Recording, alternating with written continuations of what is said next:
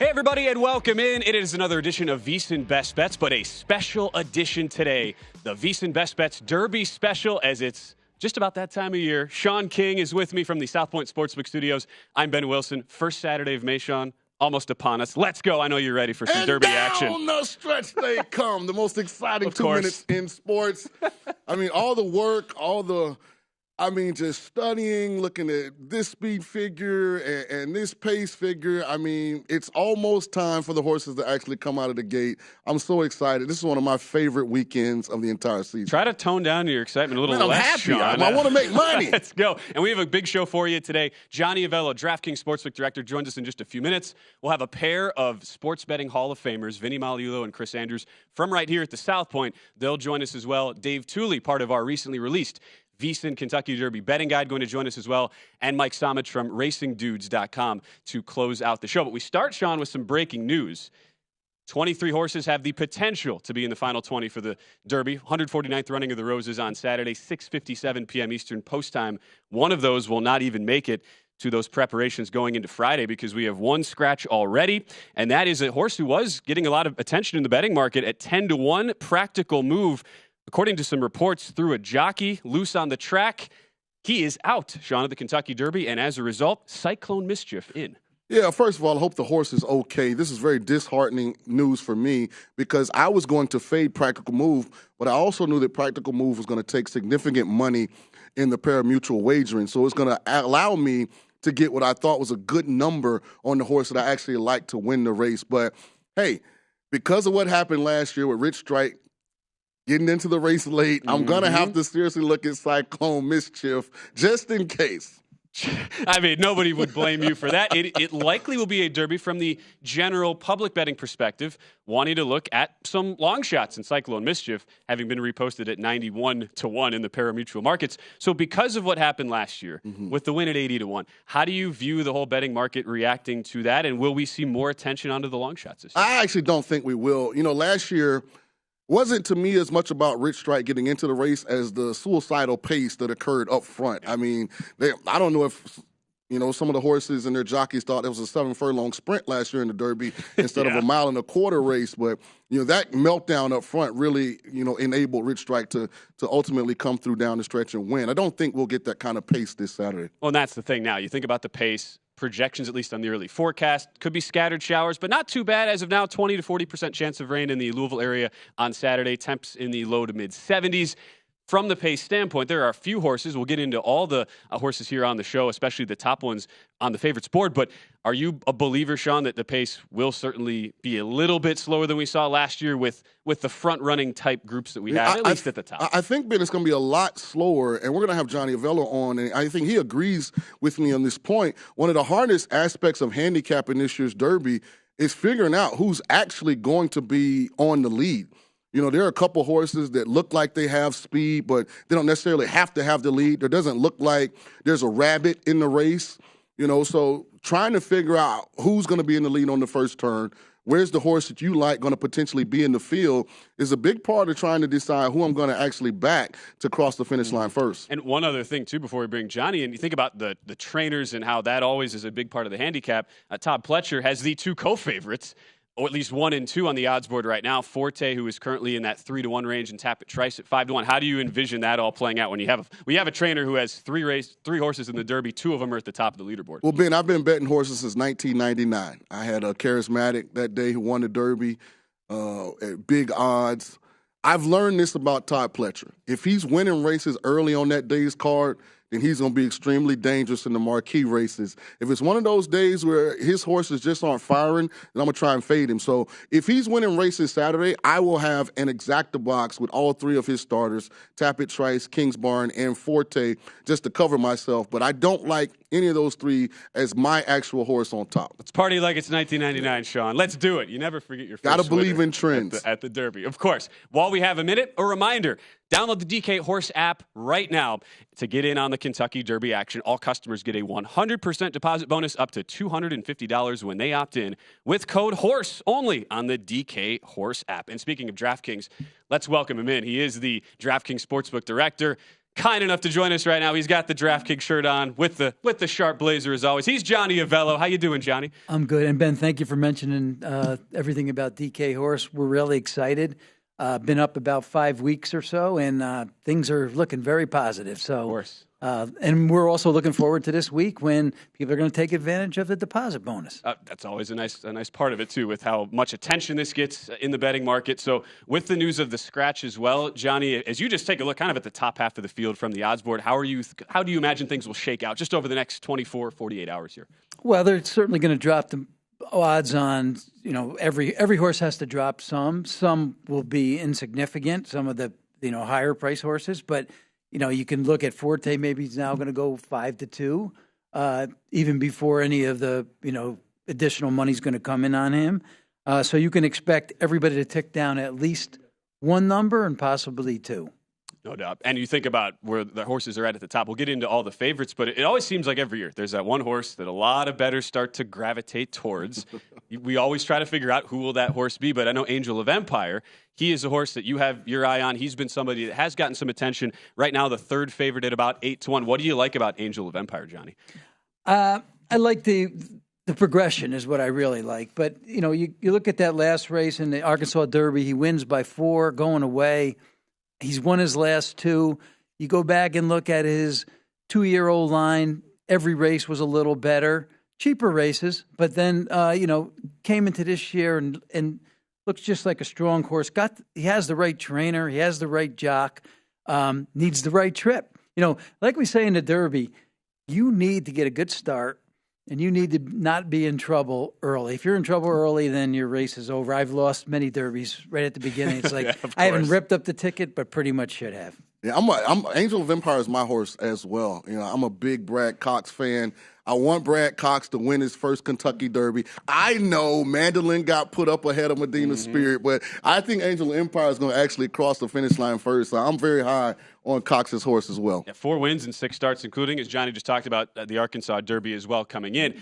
A horse that is also getting some attention. It's a horse I like coming in, Derma Sotogake, the Japanese horse. Now, there's the big talking point as well, Johnny. You think about trends and how no horse who won the UAE Derby coming over to Churchill Downs has ever won the Kentucky Derby, 0 for 18 all time. Could that potentially change with a Japanese horse whose numbers have been lightning fast? You can't handicap on things like a horse has never won coming from, or here's the other one for you, Ben, no horse has ever won out of the 17. So he has both of those things going against him, but you can't handicap that way.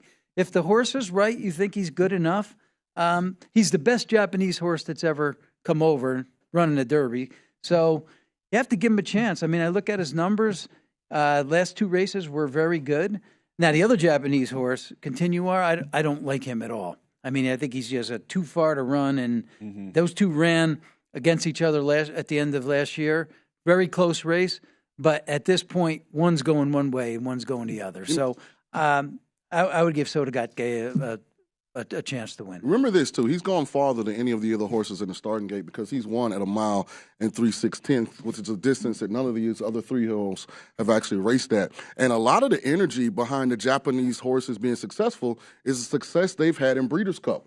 The last couple of years, they've come over to Breeders' Cup and really pulled some upsets. So, Sotogake, I don't know what kind of trip he's going to get. He was on the lead in the UAE Derby, but the Brisnet numbers didn't come back lightning fast. So I'm still trying to determine from the 17 post what kind of trip can he work out if he doesn't decide to go to the lead. And somebody who has shown the endurance in the past, that's why I like him kind of counteracting the fact he is in post 17, counteracting the trend. I'm glad you brought that up, Johnny, just because a trend. It's a fun name to say. Sotogake. Yeah. Sotogake. Well, remember at one point, too, no 2-year-old had ever won the race that didn't race as a 2-year-old. I mean, it's always something.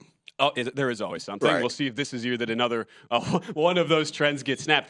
Johnny, as we do some housekeeping as well here, for the new horse bettors, we mentioned the DK Horse app people will be able to bet at and have the sign-up bonuses here for this week.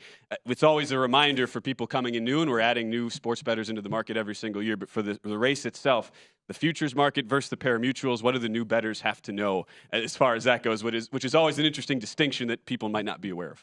Yeah, the future market is something that is very close to my heart, which I'd like to bring that back to DraftKings. And we're going to need permission to do so. So we right now have pari-mutuel racing only. We do not have the future. Now, there was a future at Churchill Downs, pari-mutuel future bet.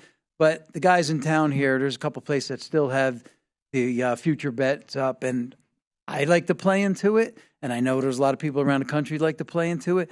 It's always been a great marketing tool for me. So hopefully can bring that back at some point. But it's pari-mutuel only for us right now. Pari-mutuel only. A great thing about the DK Horse app also, though, is that you can stream the races live. So a lot of times on Derby Day, Oaks Day, there's a lot of time in between races. If you want to jump to another track and keep the bets flowing, you can watch that race as well while you wait on the next start at Churchill Downs. That at least helps for your viewing pleasure when we get to I Saturday. have ADD. I have to have something going on. I know, Shaun, you're a multitasker. We know that. Johnny, before we let you go, as far as some of these top horses, we talked about the ones you like. Who are horses you might be fading that you're not necessarily a fan of heading in? Well, before I tell you who I'm fading, there's some other horses that I'm also interested in. I need to use. Tapit Trice has just done nothing wrong. And so he's a horse that I'm going to need to use to go further in exotics and maybe even use him on top in some. Skinner is a horse that could be a big surprise. Interesting. So Skinner's a horse, when I look at his numbers, they're really good leading up to this race. So he's someone I'll be using also. And, Forte, a lot of people like to throw out the favorite.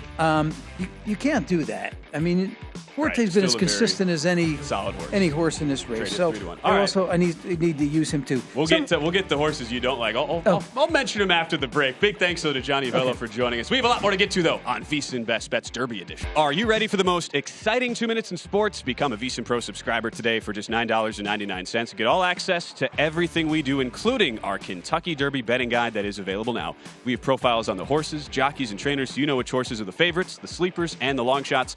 Plus best bets from Dave Tuley and other VSiN experts to help you make the most out of your Kentucky Derby bets. This offer won't last long, so subscribe today for only $9.99 at VSiN.com/subscribe.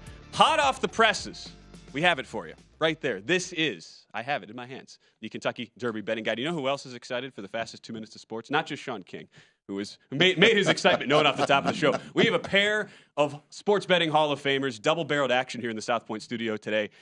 To my right, Chris Andrews, and to my left, Vinny Magliulo. Gentlemen, ready to do this? We're an Thanks for having us, yeah.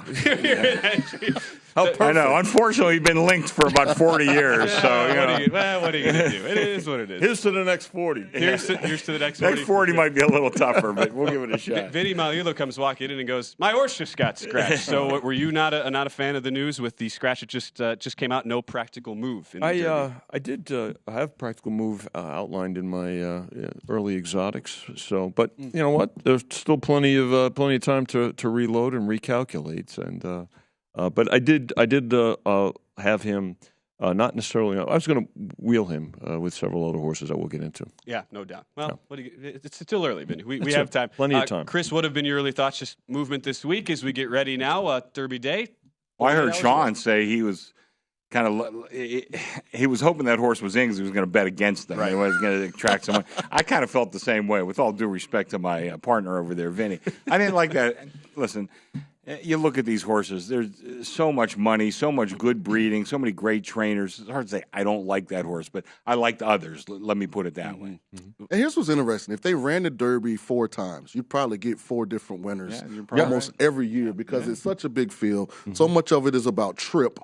And so much is unknown. None of these horses have gone a mile and a quarter. So you're really trying to decide which pedigree says that this horse potentially can get the distance. It's a terrific point. It's an important point, Shaun, because the Derby, the Great American Horse Race, has variables that no other race has. Right? I mean, you're not going to see these variables in the rest of the Triple Crown. Not even probably in the Breeders' Cup.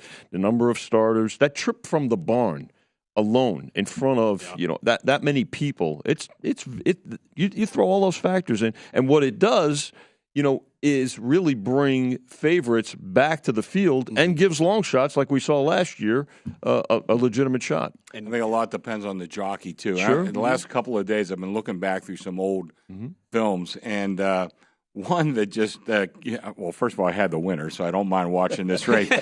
when Ferdinand won the Derby in '86, I want to say. That's right. The ride Shoemaker gave on him was just incredible. Took him wide around the turn and cut in and win the race along the rail. Just an incredible ride.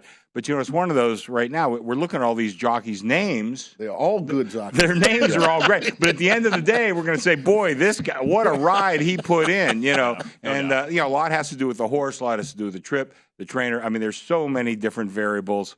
But, whoever has the winner is going to sound like a genius about 4 o'clock on Saturday. Right. Well, I hope I'm that guy, by the way. Hopefully it all works out for you, Chris. Yes, you were right. 86. Very, very good call. And like Shaun, Shaun wants to party like it's 99 again, since that was his first. I had charismatic. That's how I got hooked in this business. Okay. There we go. Okay. And I look at the odds board right now, gents, and you have Forte right now 3-1 on the morning line. Todd Pletcher, his trainer, a horse who's won 6 of his 7 starts, including the Florida Derby. And we'll have Irado Ortiz Jr., his jockey there, Chris. But speeds dropped a little bit in his last race. Are you a believer that there could be some signs of concern for Forte, or still really liking what he brings? I really like Forte. I mean, gun to my head, I would take Forte. I think he's got the best jockey, Irado Ortiz. Maybe the best trainer. We could argue about that a little bit. But I think he's terrific. And when I first started looking at this race, I thought that he was going to be about 5-2. But the more I look at it, there's so many. Brad Cox, and our friend over here mentioned Brad Cox. He's a hell of a trainer. How many horses does he have in the race? He had 4, I think. Or whatever. Yeah. So and then Pletcher has a bunch. So I think. I think Forte, like I said, gun to my head, I would play him, and I'll tell you, if his price gets away any higher than 3-1, I will definitely have a win bet on him. That I could tell you. Even though I was looking to beat him, and I'm still probably looking to beat him, but I will have him in all my exotics. I think he's an absolutely fantastic horse. I'm agreeing with Chris. I think the other part about Forte to me, which is a variable. He's got that earlier birth date. We know these are all technically 3-year-olds, but they're really not 3-year-olds. Some of these horses were foaled later in the year. Forte is a February foal. So when you look at that a couple 3 months for this race for 3-year-olds means a lot compared to when they're 4 and 5, when they're older. So he drew the outside. He had a farther out an outside post in the Fountain of Youth. So I think that when you in Florida Derby, I'm sorry, and he showed that he could battle. Now again, this is a bigger field than the other variables that we talked about, but definitely in my tickets. To go to your point, I'm sorry. So here's what makes this so fascinating.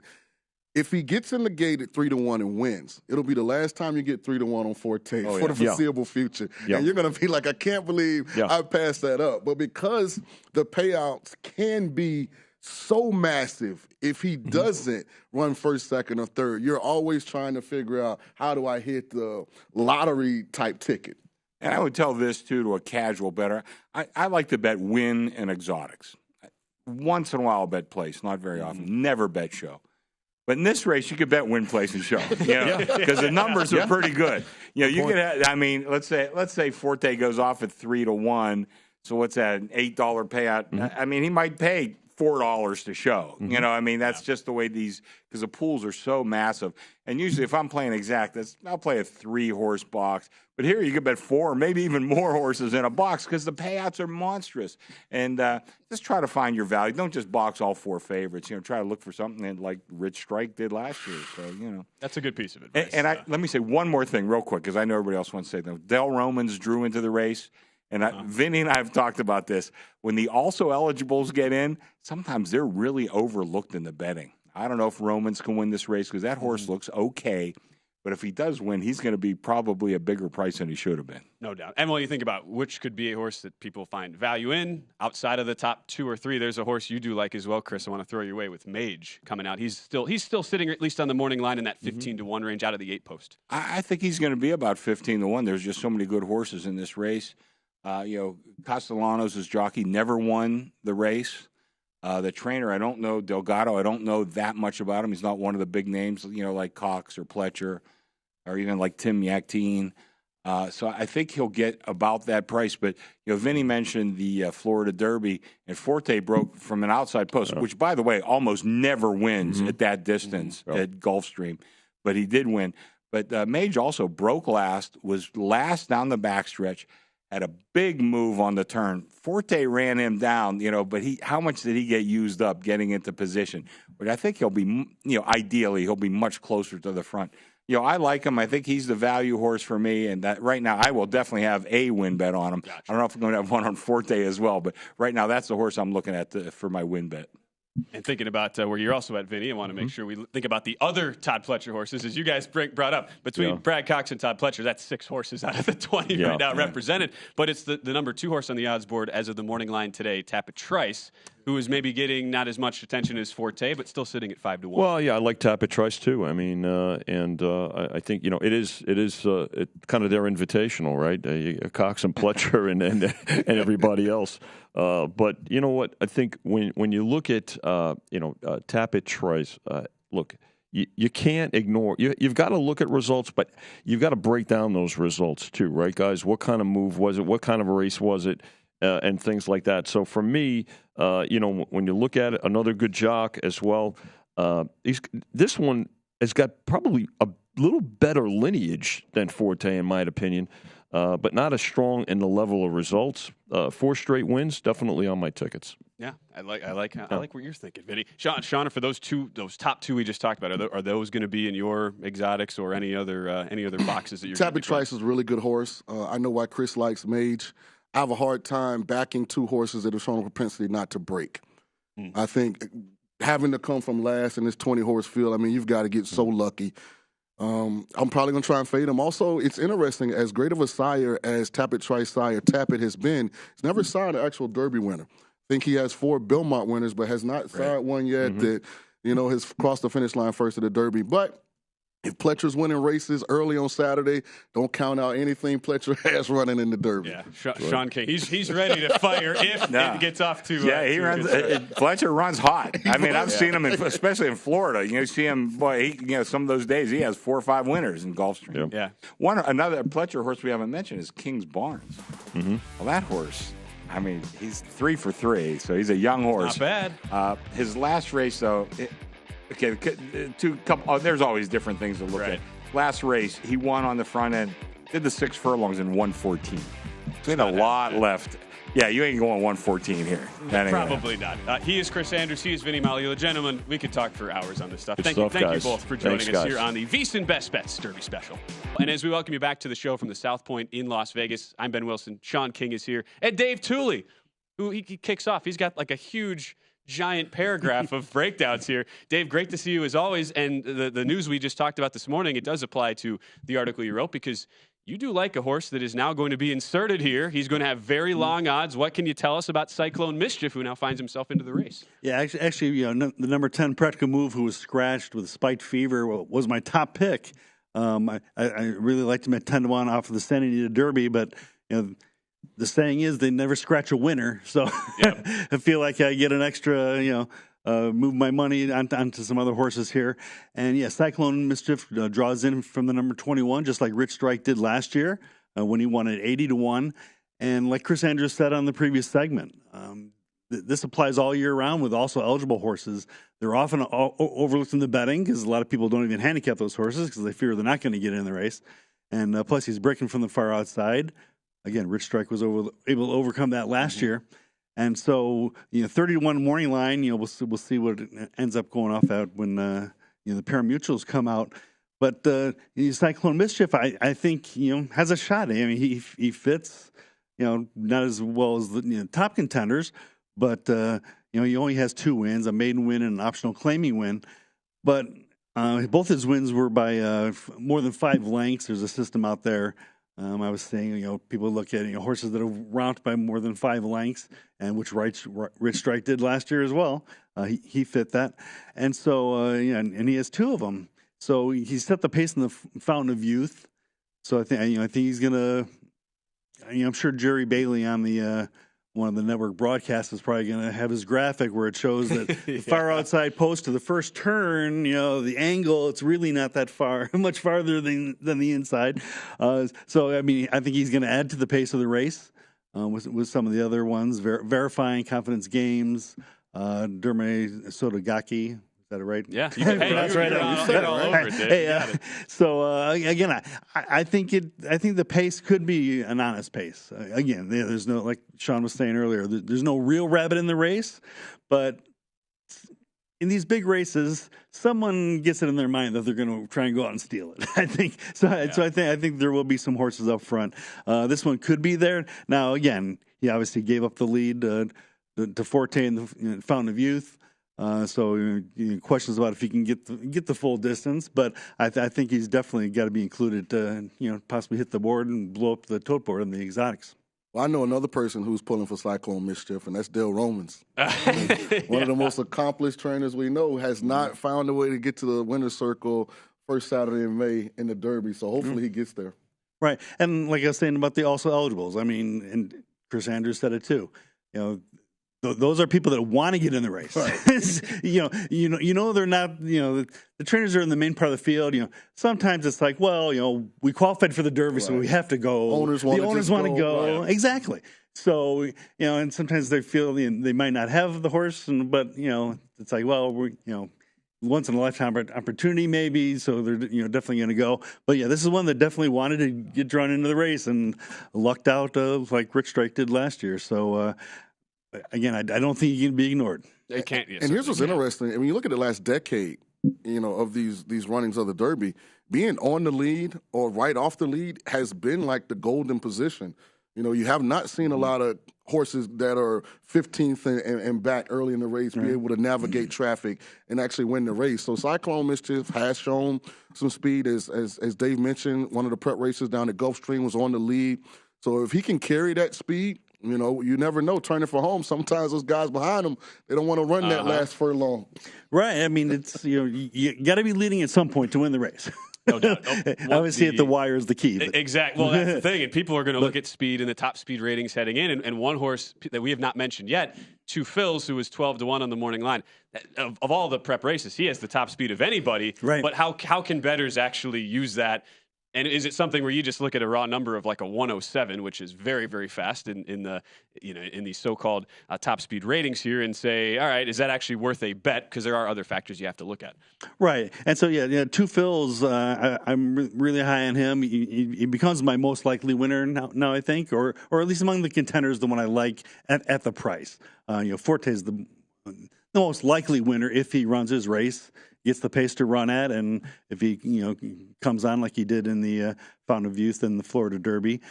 But again, we're trying to beat him on this race day, even though I do have future bet tickets on him at 13-1 and 15-1, so I won't be upset if he wins. Very nice. But on Derby day, I'm looking to make money on this day in this race. So looking at it that way, but Two Phils, like you said, the high speed figure coming in. It was earned a Turfway on the synthetic, but we see horses transferred to the dirt. With that all the time. I've got a question for you, Dave, because this is always a difficult part of handicapping for me. I think the horse last year was Tiz the Bomb. Ran his best race, coming on the synthetic. It ultimately didn't transfer to the turf. Like, how do you handicap a horse that runs his fastest figure on a surface that's not dirt? Again, I think every time is in its own circumstance, but it's the same thing with horses that run well on turf. I like horses that show speed on turf and then transfer to the dirt, turf to dirt angle. Again, it comes down to, in the end, the quality of the animal. I mean, the very best horses can win on anything. Mm-hmm. They can win on a concrete if they had to. So I think again, you try and take it with a grain of salt when you're looking at it. But I don't dismiss a quality horse just because he's trying something different. No doubt. Again, Dave Tuley joining us right now on the VSiN Best Bets Derby Special. Let's talk some exotics. I just say that word. I know Shaun is ready to go with his exacta boxes he's going to be throwing out. Dave, what is your approach, and what would you suggest for the newer bettors on how to approach the exotics for this year's Derby? Well, again, because the Derby is still wide open, and it's just as likely that long shots are going to come in as favorites. We've seen many over the years. I think you have to take a chance at a huge score. So again, I think Two Phils is again among the favorites and Forte. I think need to be included. But then like I said, I'm throwing in Cyclone Mischief. And again, if he's 50-1, like some of these other long shots have been in the past, I'll have win money on him too. But the two other long shots I like are number 9 Skinner, 2 third-place finishes. One was to Practical Move and Santa Anita Derby. But again, but I think he can be right there, heading in, turning for home.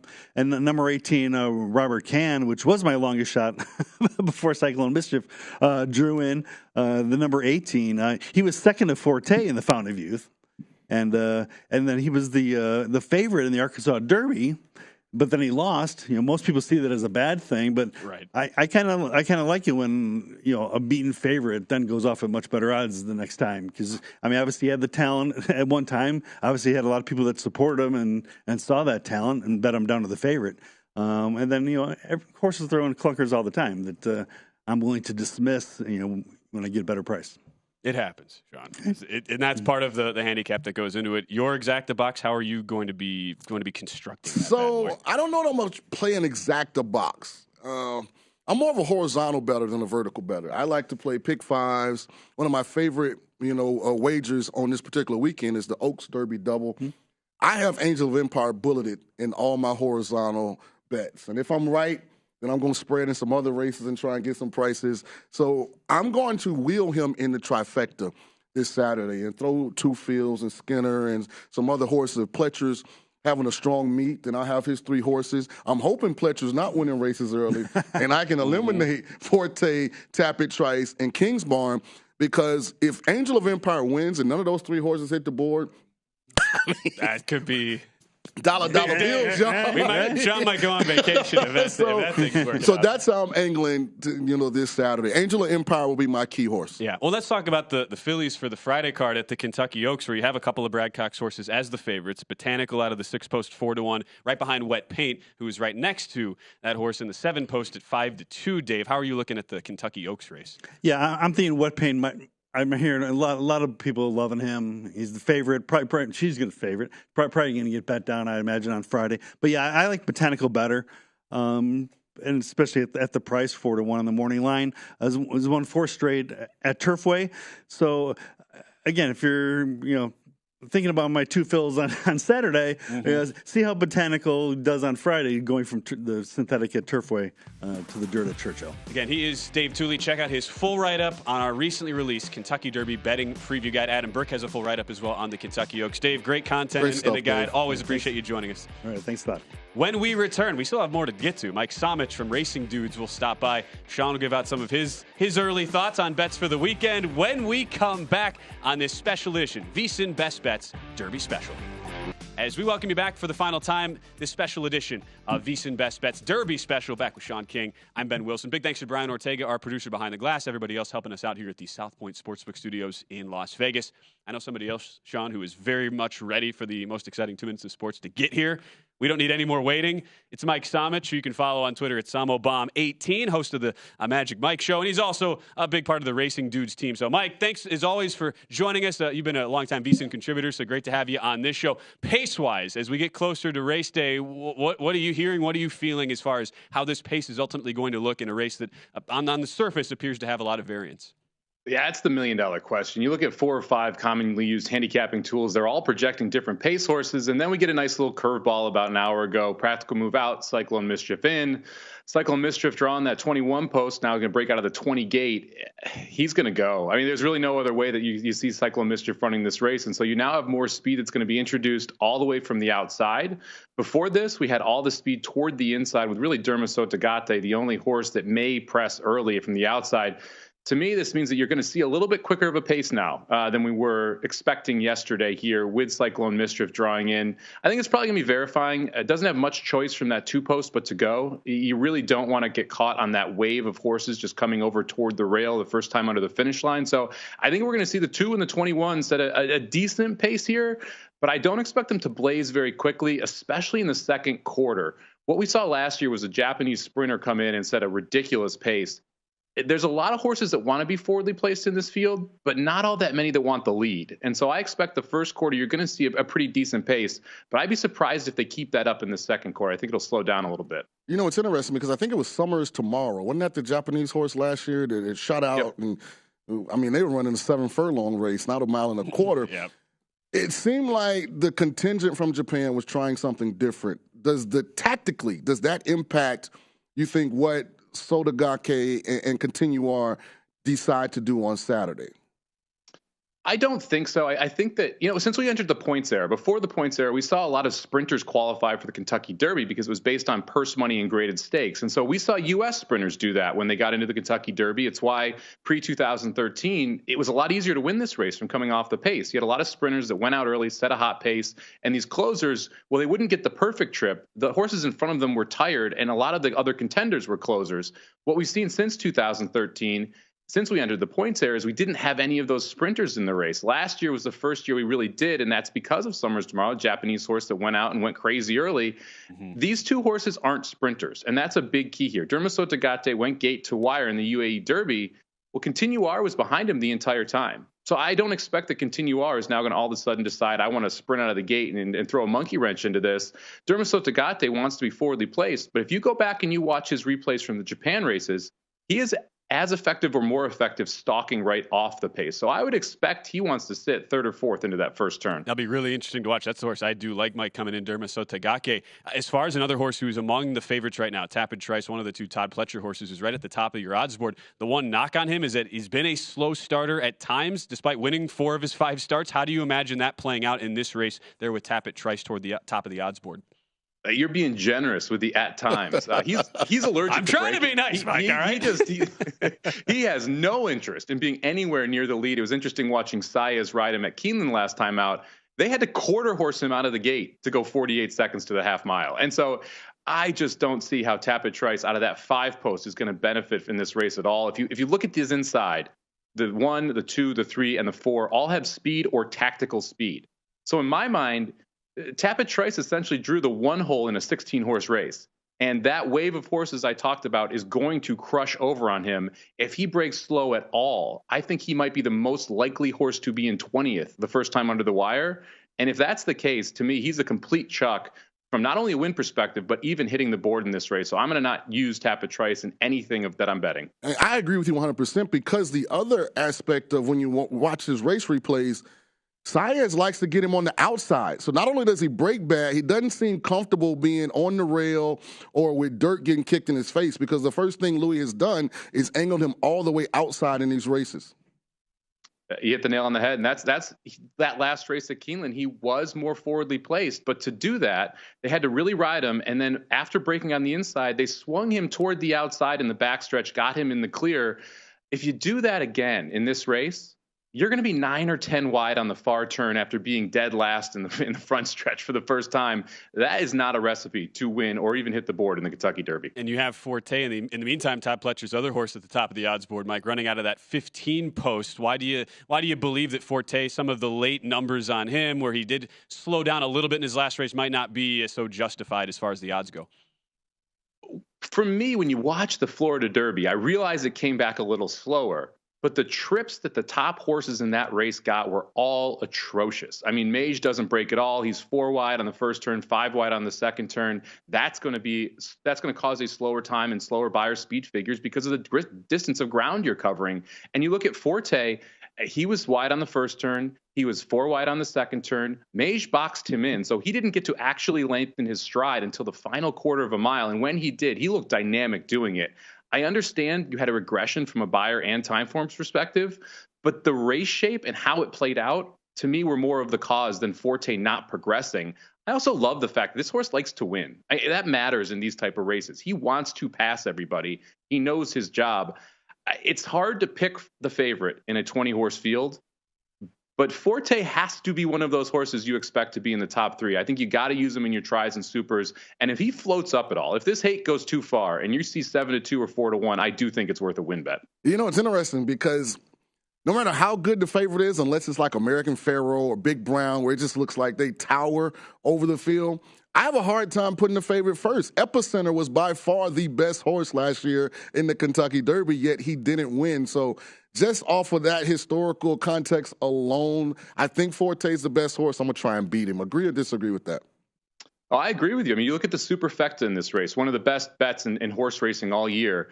15 of the last 17 years has paid $9,500 or more. 6 of the last 17 has paid over 6 figures.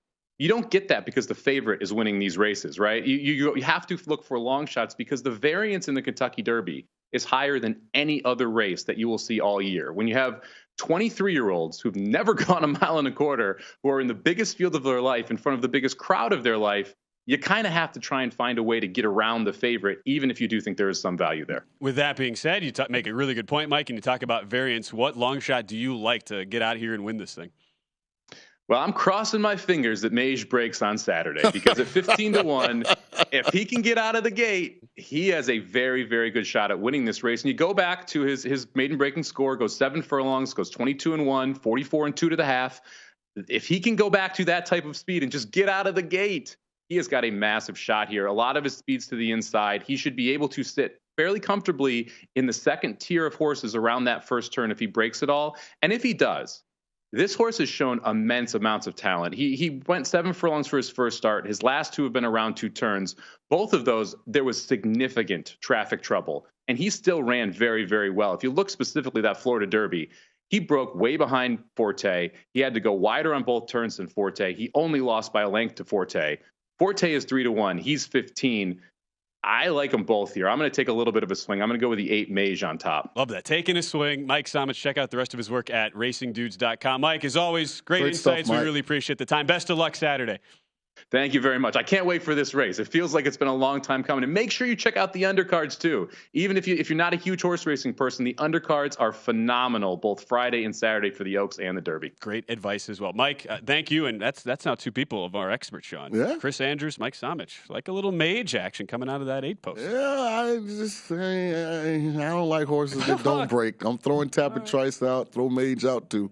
Okay. But if they run the race 4 times, I truly believe there'll be 4 different winners. That's a very good point. Mike, thanks, man. We appreciate it. Great stuff, Best Mike. of luck on Saturday as we get set to wrap up our show here on the special edition of the VSiN Kentucky Derby special on Best Bets. Your strategy. Mage's a good horse, by the way. Good horse. Yeah. Very good horse. Your strategy, Shaun, as of right now, what are you thinking? I'm going Angel of Empire on top. In all my horizontal stuff, I'm going to bullet him in the race. I just like taking stances, hard stances in these big races, because when you're right, you can really capitalize on it. So everything I do is going to be based around Angel of Empire. So if Angel of Empire doesn't hit the board, just know Big King didn't cash any tickets. I'll be pouring one out for you, Shaun. Let's party like it's 99. Shaun King's first race winner there at the Derby. Best of luck to everybody. I am going Derma Sotogake. He is going to break the Japanese and the UAE Derby winner drought. Nobody has won in 18 trips coming from the UAE Derby. Derma Sotogake, incredibly versatile racer. I like that horse at 10-1. Big thanks again to our entire team here at the South Point Sportsbook Studio, our producer, Brian Ortega, for Shaun King, for all of our amazing guests today. I'm Ben Wilson saying so long here on the VSiN Best Bets Derby Special. Go to VSiN.com/subscribe to become a VSiN Pro subscriber today.